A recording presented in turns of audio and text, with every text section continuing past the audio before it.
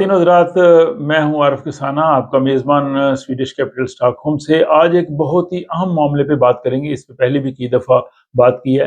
یہ ایک اہم حساس اور جذباتی معاملہ ہے۔ ہزاروں تارکین وطن جو ہے ان کے خاندان اس وجہ سے پریشان ہے، وہ ہے ٹین ایج ڈیپوٹیشنز، یعنی جو نوجوان لڑکے لڑکیاں سویڈن میں اپنے والدین کے ساتھ رہ رہے تھے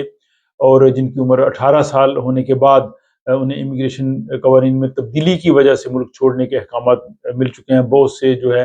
وہ ڈپورٹ ہو چکے ہیں، کئی جو ہیں وہ ان کے جو کیس ابھی پروسیس میں ہیں، اور اس میں اب تک جتنی بھی پیش رفت ہوئی ہے اور جو موجودہ صورتحال ہے اور جو مستقبل میں اس حوالے سے ہو سکتا ہے، وہ تمام انفارمیشن میں نے آج کے ولاگ میں آپ لوگوں کے لیے جو ہے وہ جمع کی ہیں۔ اور اس میں یہ سوال بھی کہ کیا وہ نوجوان جو سویڈن چھوڑ چکے ہیں کیا وہ بھی واپس آ سکیں گے، یا جن کو ڈیپوٹیشن کے آرڈرز مل چکے ہیں وہ کیا کریں گے۔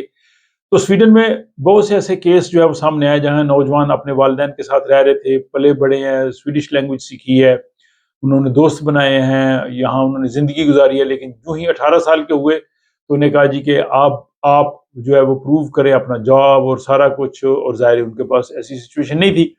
کیونکہ بچے جو ہے وہ ظاہر والدین پہ ڈپینڈنٹ ہوتے ہیں، اور 18 سال کے فوراً بعد تو وہ خود مختار نہیں ہو سکتے۔ تو اس وجہ سے یہ سارا معاملہ ہے، اور بہت سے لوگوں کو ڈیپوٹیشن کے آرڈرز بھی ملے۔ اس پہ یہاں پہ کافی ہنگامے بھی ہوئے، میڈیا میں بھی بہت جو ہے وہ تنقید ہوئی، اخبارات میں، ٹی وی ڈیبیٹس میں کافی زیادہ جو ہے وہ کہا گیا، اور یہ بھی کہا گیا کہ وہ نوجوان ہیں، ان کے یہاں پہ دوست بھی ہیں، معاشرے میں انٹیگریٹ ہو چکے تھے، کچھ بڑی اچھی تعلیم حاصل کر رہے تھے جو سویڈن کے لیے اچھی ہے،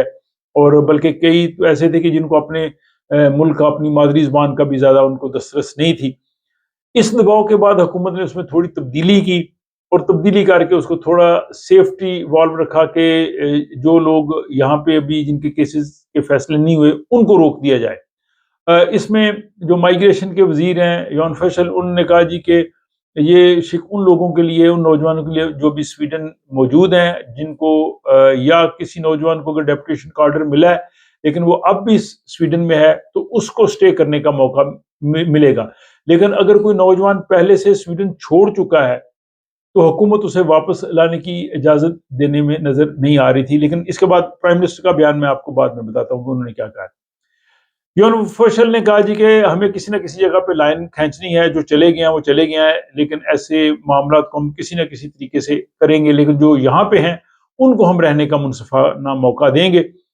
حکومت کا یہ کہنا تھا کہ یہ کیسز 3، 5 اور بلکہ 10 سال اس چیز کو گزر چکے ہیں، عدالتوں کے فیصلے قانونی طور پہ حتمی ہو چکے ہیں، حکومت براہ راست عدالتوں کے فیصلے تبدیل نہیں کر سکتی۔ یون فیشل نے یہ ضرور اشارہ دیا کہ بیرون ملک میں نئے سرے سے ریزیڈنس پرمٹ اپلائی کرنے کا راستہ موجود ہے، لیکن اس کی انہوں نے واضح جو ہے وہ تفصیل نہیں دی۔ اس کے بعد جناب سویڈن کی جو اپوزیشن پارٹیز ہیں، سینٹر پارٹی اور دوسری، انہوں نے اس پہ خصوصی تنقید کی۔ سینٹر پارٹی ایک رکن پارلیمان ہے نیلس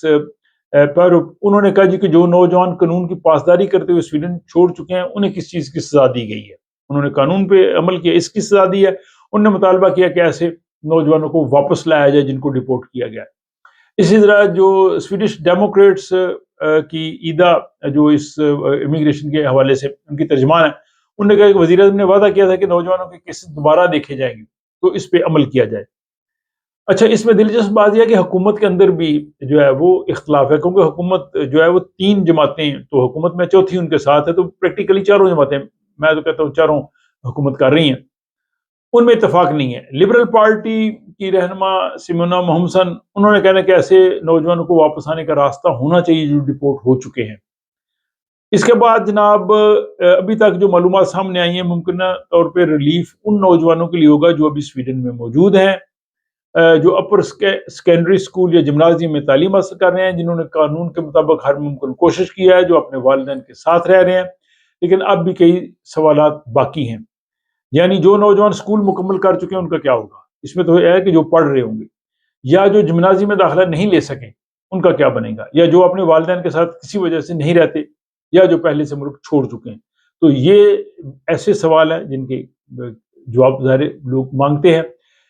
پھر یہ ہے کہ ایک نوجوان جو بچپن میں سویڈن میں پلا بڑا ہے، یہاں اس کے دوست ہیں، اس کے یہاں روٹس ہیں، سب کچھ ہے، اور اچانک اس کو کہا جائے کہ جناب ملک چھوڑ دو، تو یہ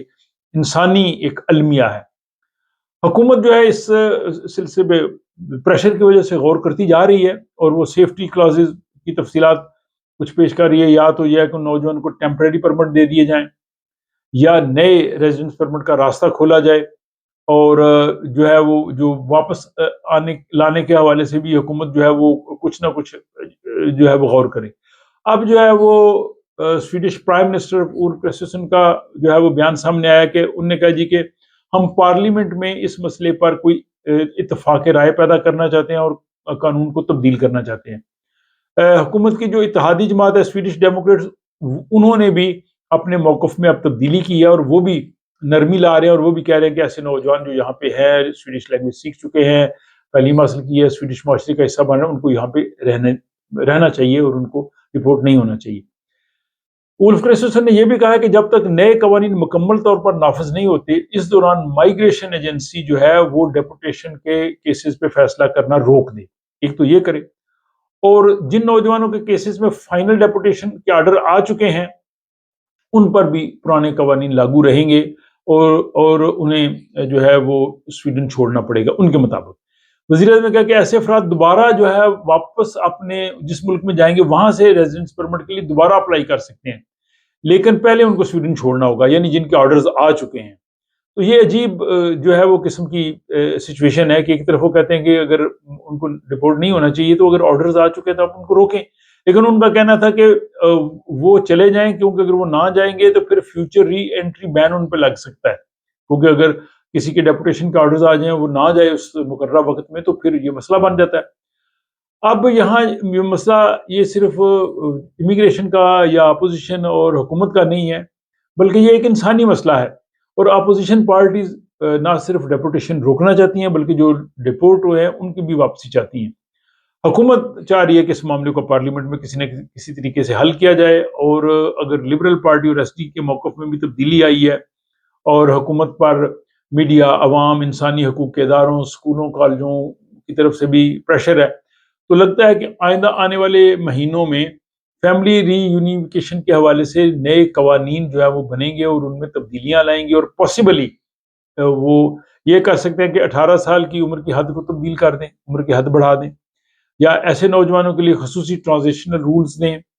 یا جو بچپن میں سویڈن آئے تھے مکمل طور پہ سویڈش معاشرے کا حصہ بن چکے ہیں ان کو روک دیں۔ تو بہرحال اس پہ جو بھی مزید اپڈیٹس فیوچر میں ہوں گے وہ میں آپ کی خدمت میں پیش کروں گا، لیکن اب تک یہ اپڈیٹس جو ہے بہت سی جو فیملیز ہیں جو اس صورتحال سے متاثر ہیں ان کے لیے یہ ولاگ جو ہے وہ کافی اہم ہوگا۔ آپ اپنی رائے ہمیشہ کی طرح کمنٹ باکس میں ضرور لکھیے گا، اپنا خیال رکھیے گا، آپ سے ملاقات ہوتی ہے نیکسٹ ولاگ میں۔